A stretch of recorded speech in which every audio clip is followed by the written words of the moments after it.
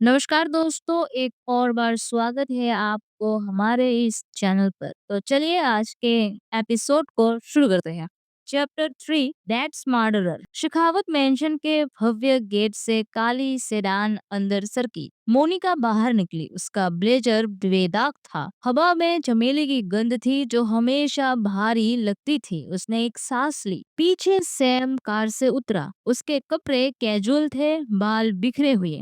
उसकी आंखों में कोई चमक नहीं थी, बस 7 साल की गहरी थकान। वो मेंशन को देखकर एक पल रुका, फिर अनिच्छा से मोनिका के पीछे चला। मोनिका ने विशाल दरवाजे धकेले। भव्य फोयर में क्रिस्टल झुमरों के नीचे संगमरमर का फर्श चमक रहा था। खामोशी में एक आवाज गूंजी, मोनिका बेटी तुम आ गई?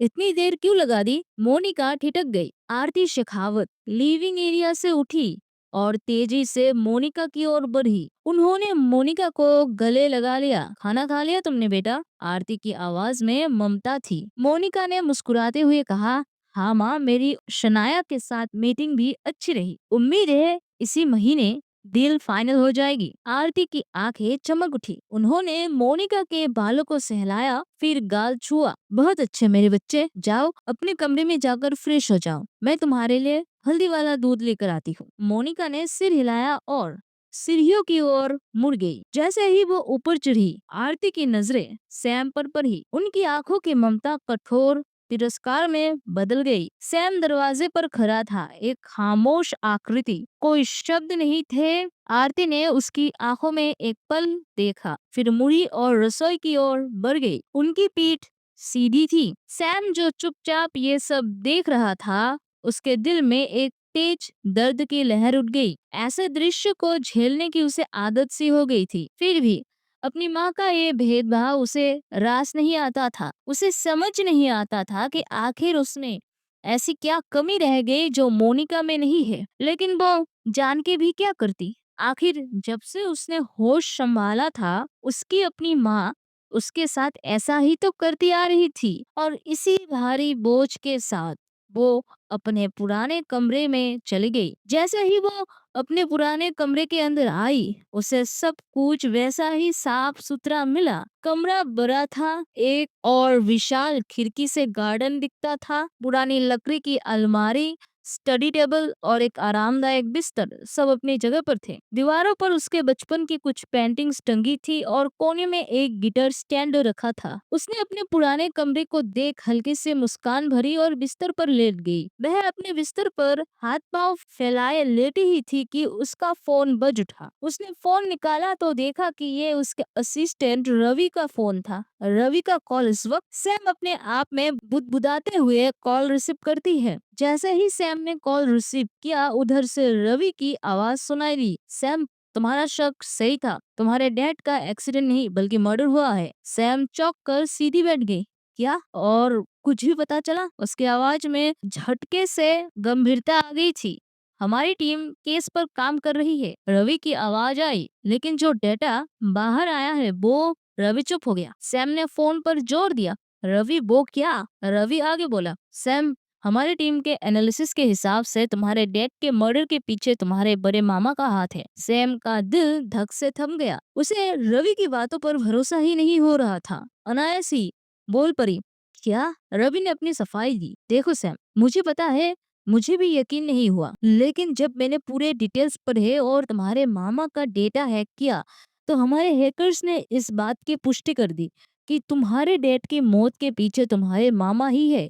लेकिन हमें मर्डर करने का पीछे का रीजन नहीं मिला। फोन के इस ताजा खुलासे से सैम का गला रूंध आया था। उसने खुद को किसी तरह रोकते हुए अपनी हमेशा की तरह ठंडी टोन में कहा, ओके, मेक श्योर मेरे मामा को भनक ना लगे कि किसी ने उनका डेटा चुराया है। ओके सैम, रवि ने कहा और कल कट गया। फोन कटते ही सैम की आंखों से अब आंसू निकल आए थे। देखा जाए तो सैम ने अपने नाना या फिर उनके घर वालों के साथ ज्यादा वक्त नहीं बिताया था, लेकिन उसे इतना जरूर पता था कि उसके बड़े मामा पिछले 20 सालों से देश में नहीं है और वो देश में लौटेंगे भी या नहीं, इसके बारे में तो किसी को भी नहीं मालूम है। लेकिन उसे भरोसा नहीं हो रहा था कि उसके मामा ऐसा काम कर सकते हैं, और करे भी तो क्यों करे। ये सवाल उसके दिमाग में जहर की तरह फैल रहा था। उसका पूरा शरीर कांप रहा था, जैसे किसी ने उसके अंदर से सब कुछ खींच लिया हो। ये सिर्फ एक खबर नहीं थी, ये उसके अतीत की नींव को हिला देने वाली सच्चाई थी। एक ऐसा घाव जो अब तक छुपा था और अब अचानक खुल गया था। एक तरफ जहां सैम स्नेक खुलासे के मार से टूटकर बिखर चुकी थी, वहीं दूसरी ओर आरती शेखावत हाथ में दूध का गिलास लिए धीरे से मोनिका के कमरे में दाखिल हुई। कमरे में हल्की रोशनी थी और मोनिका जो बिस्तर पर बैठी गहरे ख्यालों में डूबी थी, माँ को देखते ही सवाल कर बैठी। माँ, आपने सैम को यहाँ पर क्यों बुलाया है? आरती शेखावत उसके बगल में जा बैठी। उनके चेहरे पर हल्की चिंता थी। उन्होंने मोनिका के माथे पर हाथ फेरते हुए कहा, तुम्हारे मदद के लिए बेटी। मैं नहीं चाहती कि काम के बोझ तले तुम्हारी तबीयत फिर से बिगड़ जाए। लेकिन माँ, मोनिका ने कुछ कहने की कोशिश की, कोई लेकिन नहीं, चुपचाप दूध पियो, आरती शेखावत ने दृढ़ता से कहा, पर उनकी आवाज में ममता घुली थी। मोनिका ने आज्ञाकारी ढंग से गिलास थाम लिया, पर उसकी आंखों में सवाल तैर रहे थे। पर माँ, उसने धीरे से कहा, आप सैम के साथ ऐसा व्यवहार क्यों करती है जैसे आप उससे सबसे ज्यादा नफरत करती हो? सैम का नाम सुनते ही आरती शेखावत पल भर को हिटक गई। उनकी आंखों में एक अनकही पीड़ा कौंध कर बुझ गई, जैसे कोई गहरा घाव फिर से हरा हो गया हो। उन्होंने एक लंबी सांस ली और मोनिका के सिर पर हाथ फेरते हुए बोली, क्योंकि अगर मैं उसके प्रति कठोर नहीं बनूंगी तो वो कभी अपनी जिम्मेदारियां नहीं समझेगी। वो सिर्फ ऐश करती रहेगी। उसे हमेशा दबाव में रखना जरूरी है ताकि वो कुछ बन सके। इतना कहकर उन्होंने मोनिका के माथे को चूमा और प्यार से कहा, चलो अब सो जाओ, सुबह कंपनी भी जाना है। और फिर एक गहरी सांस लेकर वे कमरे से बाहर निकल गए। लेकिन बेचारी आरती शेखावत को कौन समझाता कि जिस सैम को वो इतना नादान और कमजोर समझ रही थी, वो अब एक सुलगती हुई ज्वाला बन चुकी थी, जो किसी भी पल भड़कने को तैयार थी। सुबह हो चुकी थी। सैम अपने एज यूजुअल बॉयज लुक में तैयार होकर डाइनिंग एरिया में पहुंची। ढीली ढाली T shirt, baggy cargo pants और बाल बिखरे हुए, जैसे वो अभी अभी बिस्तर से उठी हो। पर उसकी आंखों में एक अजीब सी जिद और दृढ़ता दिख रही थी। उसे देखकर कोई नहीं कह सकता था कि ये वही लड़की थी जो रात भर अपने कमरे में तकिए में मुंह छुपाकर रो रही थी। उसके चेहरे पर अब एक शांत लेकिन भारी भरकम निश्चय छाया हुआ था। डाइनिंग टेबल पर आरती शेखावत हमेशा की तरह एकदम सदी हुई मुद्रा में ब्रेकफास्ट कर रही थी। उनके चेहरे पर कोई भाव नहीं था। सैम भी चुपचाप अपनी कुर्सी पर आ बैठी और धीरे धीरे खाना खाने लगी। उनके बीच एक अजीब सी घुटन भरी चुप्पी छाई थी, जिसे सिर्फ कटलरी की धीमी इकलौती आवाज तोड़ रही थी। कमरे का माहौल इतना भारी था कि हवा में भी तनाव महसूस हो रहा था। खाने के कुछ बाइट्स लेने के बाद सैम ने एक गहरी सांस ली, जैसे अंदर से सारी हिम्मत जुटा रही हो। उसकी उंगलियां ग्लास पर कस गई। फिर उसने अपनी माँ की ओर देखा। उसकी आवाज में एक हल्की सी, लगभग ना सुनने वाली झिझक थी। प्रेसिडेंट, मुझे कुछ पूछना था। आरती शेखावत ने बिना सिर उठाए अपनी प्लेट पर नजरें गड़ाए हुए कहा, पूछो। उनकी आवाज में उतनी ही ठंडी और अनफिक्रमंद थी जैसे सैम ने कोई मामूली सी बात पूछी हो, जैसे मौसम के बारे में। सैम ने अपना गला साफ किया, अपनी आवाज को और मजबूत करते हुए सीधे सवाल दाग दिया, क्या आप मुझे बता सकती है 20 साल पहले डैड की मौत कैसे हुई थी? जैसे ही सैम ने ये सवाल किया, डाइनिंग रूम में समय जैसे ठहर गया। हवा में मौजूद कटलरी की धीमी आवाज भी अचानक थम गई। आरती शेखावत और उनके बगल में बैठी मोनिका सन्न रह गए। सैम का सवाल सुनकर मोनिका ने एक बार सैम की ओर देखा। उसकी आंखों में एक अजीब सी चेतावनी थी, जैसे कह रही हो ये मत पूछो। और फिर अपनी माँ आरती शेखावत की ओर, जहाँ एक अनकहा डर छिपा था। जब से आरती शेखावत ने उसे गोद लिया था, तब से उसने कभी उनके पिता या कहे सैम के पिता के बारे में बात नहीं सुनी थी। ये विषय घर में एक वर्जित शब्द था, जिस पर जुबान खोलना मना था। बस उसे इतना पता था कि वे मर चुके थे, पर कैसे, ये सवाल हमेशा उनके परिवार के बीच एक काली दीवार की तरह खड़ा था। आरती शेखावत थोड़ी देर चुप रही।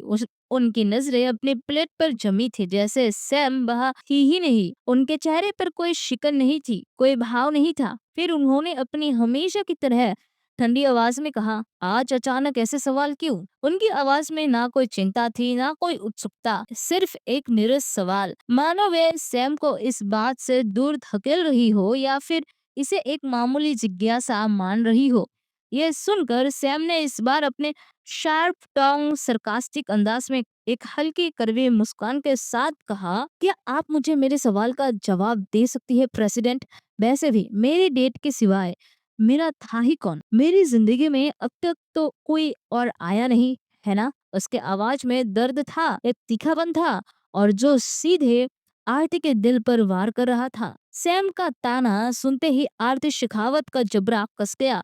उनकी आंखों में एक पल के लिए आग सी चमक उठी। उन्होंने अपने कप को इतने जोर से पकड़ा कि उनके पोर सफेद पड़ गए, नसें तन गई। तुम कहना क्या चाहती हो? उनकी आवाज अब भी ठंडी थी, पर उसमें एक दबी हुई खतरनाक चेतावनी थी, जैसे वे सैम को अपनी सीमा में रहने की आखिरी चेतावनी दे रही हो। जिस पर सैम ने तुरंत और बिना किसी हिचकिचाहट के फायर बैक किया। उसकी आंखें आरती की आंखों से मिली हुई थी। उनमें कोई डर नहीं था, बस खुली चेतावनी थी। जो आप सोचती है प्रेसिडेंट, वही जो आप हमेशा से जानती है। उसकी आवाज में एक अजीब सी चुनौती थी, एक अलगाव था जो उनके रिश्ते की गहराई दिखाता था। और फिर वो अपनी जगह से उठी, कुर्सी को जोर से पीछे धकेलते हुए। उसकी तेज आवाज से कमरे की चुप्पी टूट गई। उसने दृढ़ता से कहा, प्रेसिडेंट, अगर आपको जवाब नहीं देना है तो सीधे बोलिए, ऐसे बहाने मत बनाइए। उसने एक पल के लिए मोनिका की ओर देखा। उसकी आंखों में एक अजीब सी समझदारी थी, जैसे वो दोनों किसी अनकहे समझौते में हो। वैसे ब्रेकफास्ट के लिए शुक्रिया मिस सीईओ, मैं आपका बाहर इंतजार करूंगा। इतना कहकर वो मुड़ी और बिना एक शब्द बोले डाइनिंग रूम से बाहर निकल गई। आरती शेखावत को जलती हुई और निशब्द छोड़ गया। और एक बार फिर वही पुरानी कड़वी लड़ाई देखकर मोनिका ने गहरी सांस ली और अपना माथा पकड़ लिया, जैसे उसे पता था कि ये बहस कभी खत्म नहीं होगी। उसने आरती की ओर देखा, जिसका चेहरा अब पत्थर जैसा था। उसकी आंखें दूर कहीं शून्य में घूर रही थी, शायद उन 20 साल पुरानी यादों में खोई हुई थी। तो दोस्तों, ये थी आज की एपिसोड। उम्मीद है आपको ये ट्विस्ट पसंद आया होगा। अगर आपको ये एपिसोड पसंद आया हो तो प्लीज यार एक छोटा सा लाइक बटन दबा देना। इससे मुझे पता चलता है कि आपको ये कहानी पसंद आ रही है। और हाँ, कमेंट सेक्शन में मुझे जरूर बताना कि आपको अगला एपिसोड चाहिए या नहीं। अगर चाहिए तो बस चैप्टर 4 कमेंट कर देना, ताकि मैं जल्दी से अगला पार्ट लेकर आ सकूं। जो भी नए दोस्त आज पहली बार इस चैनल पर आए हैं, वो सब्सक्राइब बटन दबाना मत भूलना और बेल आइकन भी प्रेस कर देना, ताकि कोई भी अपडेट मिस ना हो। और दोस्तों, अगर आप मेरी दूसरी कहानी contracted wife needs to work hard पढ़ना चाहते हैं, तो उसका लिंक नीचे डिस्क्रिप्शन में है, वहां क्लिक करके आप उसे पढ़ सकते हैं। तो मिलते हैं अगली वीडियो में, तब तक के लिए बाय, सी यू सून।